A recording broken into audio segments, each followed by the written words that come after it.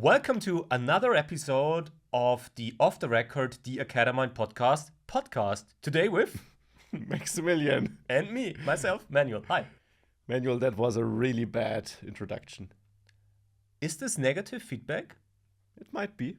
Did I ask for any feedback? No, do I care? Obviously not. But how would that feedback help me? You just said it's bad, but this isn't anything constructive. Yeah, but that's what we and every person who creates something or shares something or does not just live in their house and never leave it or never use the internet have to deal with, right? That's true. And first, this was a great introduction now, I think. Yeah. And second, Thanks for the positive feedback. yeah, that's a positive feedback. And second, that's today's topic. Yeah. We want to talk about negative feedback on the internet, how we deal with negative feedback now and some years ago. And to get started, I just want to talk about the general feedback culture that we have. Yeah. As you said, especially for us as online creators, anything you post, anything you create leads to feedback, Yeah. positive and negative one. And we want to focus on the negative one because, especially if you're getting started, the negative feedback is the one that stays in your head. Yeah. Let's say it like that. And I would say not just if you're getting started, right? Yeah. I guess there is this saying that like one negative comment is worse than 20 positive comments are good. So that one negative comment that sticks in your head and you think about it and you can read 20 positive comments in a row. If there's one negative comment, that one will stick out. And I think the crazy thing is that it's not only us who have this experience, No. but I think that many people who create something, maybe also some singers, any kind of Yeah. person creating anything, always gives the negative feedback this power. And Yeah. everybody knows that it's often not worth it. We don't talk about negative feedback in general, by the way. It's this unconstructive, hater-like feedback that is the one we talk about. And although you know that by not ignoring that person, you give this person so much power, you keep on thinking about that feedback. Yeah. And on the other hand, that of course is probably what gets certain people to behave like that because they might know which power they have. It's also worth noting that I would say this is exclusive to the internet. It does not matter what you're sharing or creating. I guess everyone knows that even if you just post in a forum, in some online board, you might get very negative replies from time to time. But it's not something we know from the real world, right? I mean, of course, you get feedback there, you get complaints, and of course, you also have occasionally customers, if you run a restaurant or something like this, who misbehave. I'm not saying it's probably wrong to say that you don't have it here, but the rate is most definitely much lower because on the internet, where everyone is anonymous and can post basically without consequences, of course, it's way easier there to behave like that. It's the lack of respect, in my It's opinion. the lack in of internet. respect, yeah. Because in the internet, you don't see the other person, so you can't just write whatever you want. But if you have to go to somebody who created something, who cooked your dinner, whatever, and tell him this is not good, let's say it this way, then you attack this person, so you kind of disrespect this person a bit. And the hurdle doing this in real life is a totally different one than the one on the internet where you just have to type something and then turn off your computer and goodbye. Yeah, because you have to live with the consequences Indeed. there. If I tell a real person face to face what you did sucks, I have to live with the consequences that I'll get back feedback, so to say, that depending on ways. what I say, I might get physical. But even if not, I have to live with the fact that that person may now react and will react to what I said. And on the internet, that's not the case. So you provide feedback, you get feedback back. And on the internet, feedback is only in this written form. And this won't hurt you because if you're not a creator and you're just an anonymous person posting, hey, this is then you don't care because you didn't do anything. But the creator who put his thought, his time, his money maybe into creating this content, well, for him or her, it's hard to ignore that. Yeah. Because you put your energy into that. Yeah, absolutely. And I guess that's uh, something bad that also, of course, kind of came up and occurred together with the rise of social media and the importance of social media, right? It probably started there.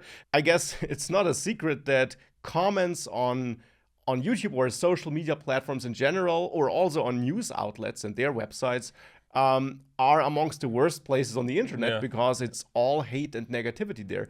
Though I also want to make it really clear, we're talking about a super low rate of negative feedback, Totally. and especially hate is really rare. And most of the feedback we get, and I would guess most creators and people who create stuff get, is positive. It's really positive. Or it's maybe negative feedback, but not hate feedback, but constructive feedback. Though that can also have its downs.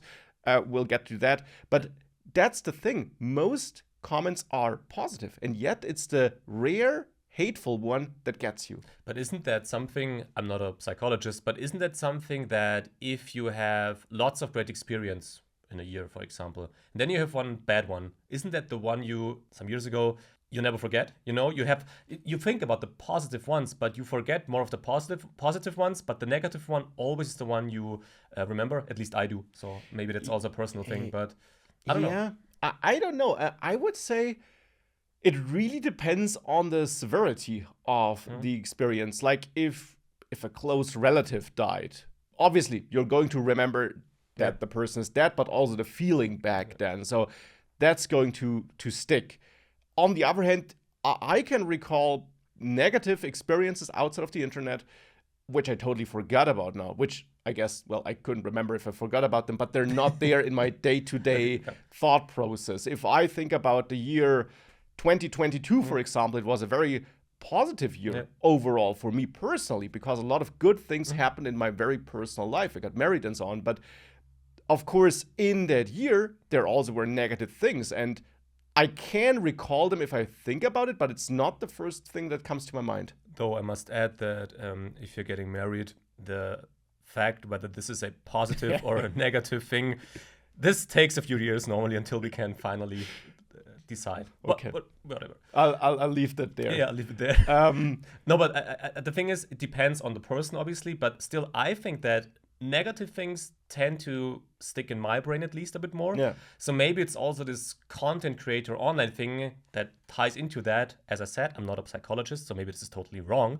But that's maybe also one of the reasons why this one negative comment is the one you think about. And I want to add something.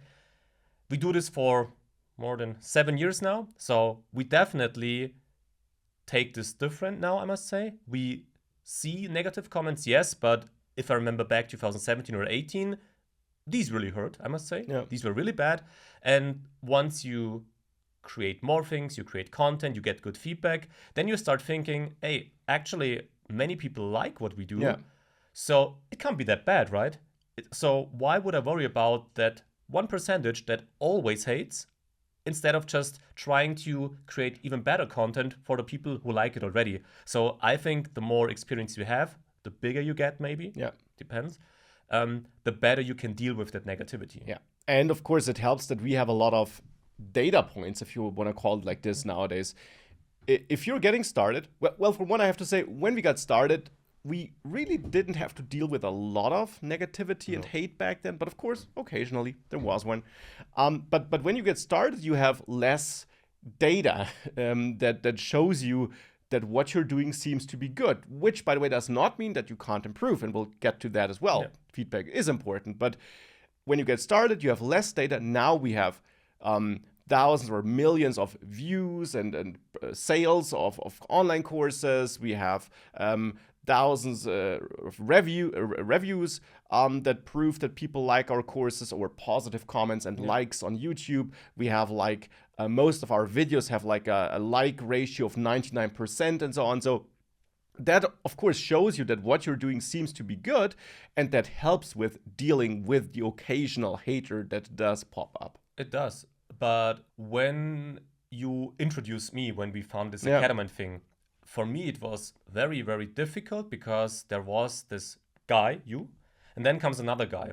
Yeah. Today, sometimes it's strange, but you're still the person that more people know in context with this channel. But still, if people follow this thing for a few years, we are 2 people.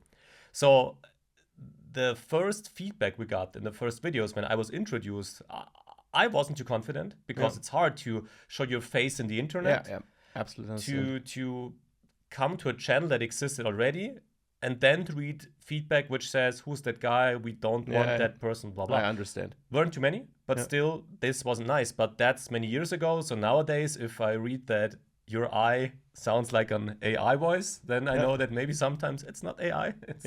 No, but that's, you can, based on your experience and based on the positive feedback you get, you can find ways to easily deal with negative feedback. Still, it never feels good when you read it. Yeah. We have to be honest here, I guess, because I don't read negative comments and say, yeah, cool.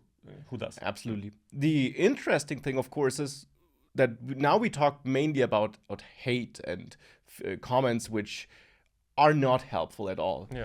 Now, of course, what you also have are comments that do contain feedback that can be helpful, though you also have the special twist that some of those comments are still worded in a pretty hateful and negative way. And that's, by the way, the part that annoys me the most. If you read something by someone who wrote it in a super unfriendly way, clearly meant to hurt you, or at least written in a way where the person didn't really think about how it would be received, but they got a good point. That's really annoying, I have to say, because the first reaction is, I don't care what you write, but then it sticks in my head, and I think about it, and you think, well, yeah, he has a point. There is a good point there. We should do that differently, and that's annoying. I never thought about that, but when I know what you mean. Yeah. Because this first reaction is this no, but then again, go to bed in the morning and say, maybe, yeah. For example, if we would get feedback about the podcast that would be like, yeah, you talk too fast, for example, like that, which I occasionally do, for example. And it would be written in a, as I said, nice way and long, but still it would kind of hurt me a bit. And I would say, no, that's my style. But then I would see, yeah, maybe he's right. Yeah. But then, to be honest, this would be constructive feedback, right? Isn't that the direction where we are now? Because this is constructive. Yeah. It's well elaborated. It's clearly negative. But if he has a point, then it's constructive. Yeah. At least that's my take on that, because I can't tell people how they have to write their feedback appropriately to make it valuable feedback for me. So I guess if you write in a more offensive way, but you got a good point, then this is something we have to consider.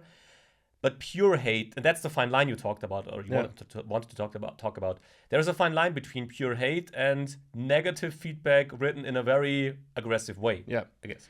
Yeah, and I mean, you could write constructive feedback in a broad variety of ways. You could write it in a way that can easily be received and then maybe also used and picked up. So you could write it in a friendly way. You could make it clear that you're a fan or you like what we do in general, and that's why you care and why you want to share some feedback. That's good. That's then easy to read and incorporate. At least you can think about incorporating it.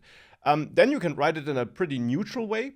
And then, of course, as I said, you can write it in a relatively negative, often arrogant way, which makes it hard to deal with it and to pick it up. But, of course, all these examples are still, well, not constructive. Negative, very negative feedback is negative feedback, but they do have a point that can help you to improve. Yeah. Whereas, of course, pure hate does not have anything helpful at all. That's the point. And one last thing about that, different ways to write constructive feedback. You don't know the person who writes that. You don't know his mood, his situation, which is no excuse, but everybody has good or bad days. So maybe it's written in a very aggressive way, but wasn't meant that bad or that aggressive. So it's also on us to not be too picky on that, or too, he can't say that, she can't say that. But as you said, there is a sure line between that type of feedback and this pure hate. And pure hate is something like if you release a video, 1 minute later, this is not feedback because you didn't even watch the video. Yeah. And sorry, if you don't like the topic, then don't watch it. This doesn't. And I think this is where we want to go into this really pure, negative, unconstructive hate feedback, whatever you want to call it. And I mean, that's something I never understood and I never will understand.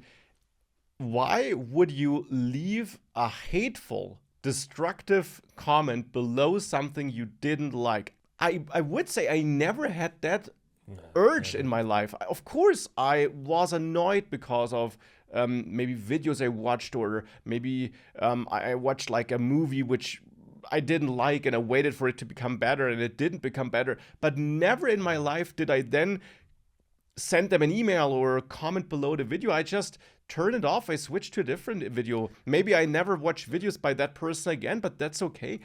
And sorry for interrupting you, but that's also feedback for us. Yeah. If the videos don't get clicks, then we see obviously this is not a topic people care about. Or we can see that in the analytics on YouTube if people like switch off after 1 minute in a 10-minute video. Obviously, there seems to be something wrong there.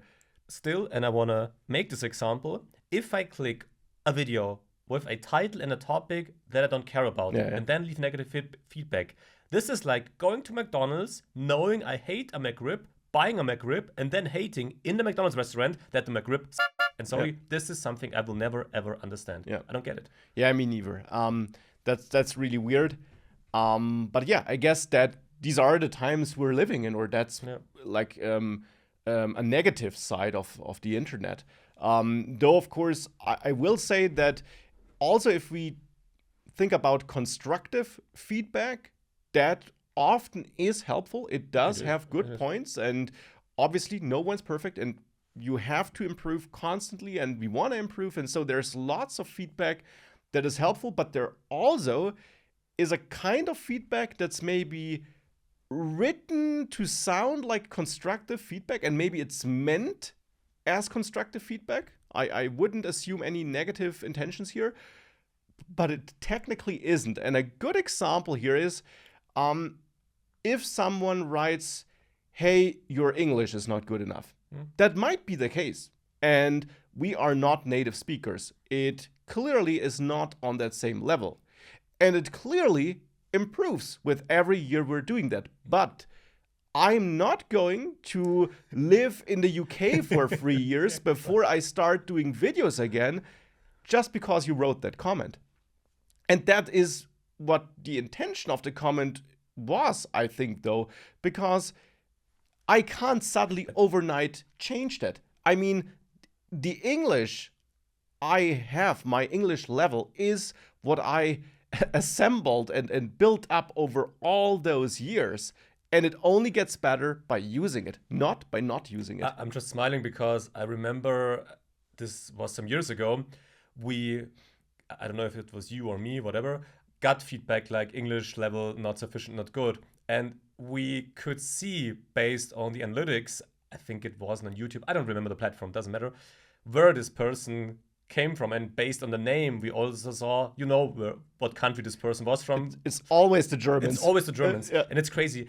So it's not a native speaker. Native speakers rarely care about our accent or our English level, because for them, obviously, it's obvious that we are not native speakers, but they understand what we say, so it's fine. But the Germans, and as I said, we are German, so we are allowed to say that, are always the ones criticizing other people for everything, including their English accent. Of course, not all of them, but it's really funny that like in the, I don't know, the 10 or 20 cases of English criticism we got over all those years, as you said, I think there wasn't a single one, or maybe just one or two, by native speakers, and all the rest were either Europeans or especially often Germans, and like you sit there and think, well, yeah, you just wanted to make your point, right? Yeah, and the thing is, as you said, what should we do? Should we stop creating content then? But basically, this is what we want to do. Thankfully, many people watch our content, buy courses, so they seem to be quite happy, although we are not native English speakers. And that's a good example, I guess, for this not constructive feedback in the end, because what should we do? Doesn't help. Yeah.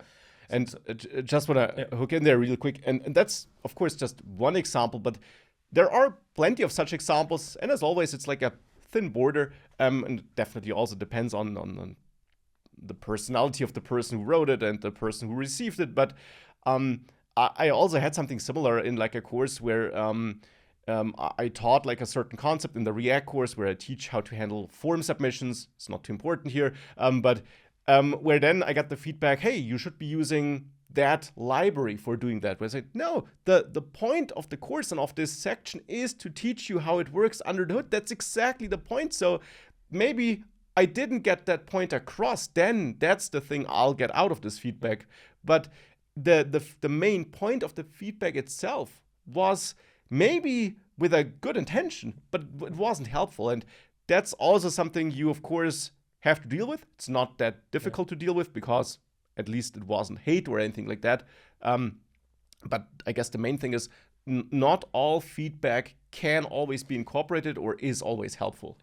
And considering all these thoughts we had, I think that the fine line between this constructive and this hate feedback is that whenever you want to expose someone or the other person wants to expose someone, so the person writing that feedback, then it's hate, or then it's unconstructive, because exposing someone never helps. Telling somebody, hey, you could do this better because this and this and that, that's okay. But just telling another person, I don't know, not a good feedback. Yeah, absolutely. And I mean, there are plenty of occasions of well-intentioned, good written, constructive feedback being shared, which are super welcome, because if you're creating something or if you're producing something, you're in a bubble, you're in a tunnel often, and totally. It's hard to tell how something will be received by the people watching your videos or buying your product, and therefore feedback is super important. That's why we read those comments, even though we have to deal with that occasional one hateful comment and so on. But it is an important aspect. It just gets made harder by those people who, on purpose or not, sprinkle in those hateful comments or share that pseudo-constructive feedback. But actually, it would be easy if you read the comments, read the good ones, read the constructive ones, and ignore these extremely negative ones. Then it would be easy, right? So, but it's all about that. These negative ones not sticking in your head and still make you think about those. Yeah. That's the core problem every creator has, I guess. I must say, for us, it works good in the meanwhile. To be honest, we read comments, as you said, not as much as in the past, I must also admit, but we still read our comments.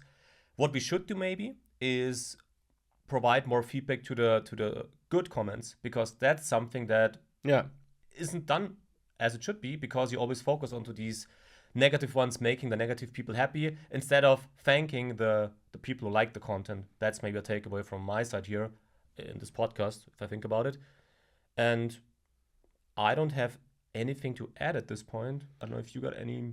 No, I also got no further comments here, fittingly. Positive no, ones. but I think that's it. As we said, every creator or every person who shares something on the internet, no matter what it is, has to deal with that. Will probably never understand why people are sharing hateful stuff, but yeah. As you say that, of course you can argue, well, that's part of your job, what are you complaining about? And I agree, it's part of the job. We just wanted to talk about this because I think this topic is an important one, and not a new one, but a topic that never gets old, and that was basically the idea. So we are aware of that. This is our job, or part of our job, and we can deal with it. Absolutely. But it's also less of a complaint, more of a topic we considered interesting for the podcast. Obviously, we're dealing with it. It's all fine. I don't understand why some people are like that. I probably don't have to understand it. It's maybe interesting to get that look behind the scenes, though I guess everyone who does anything in the internet knows about that.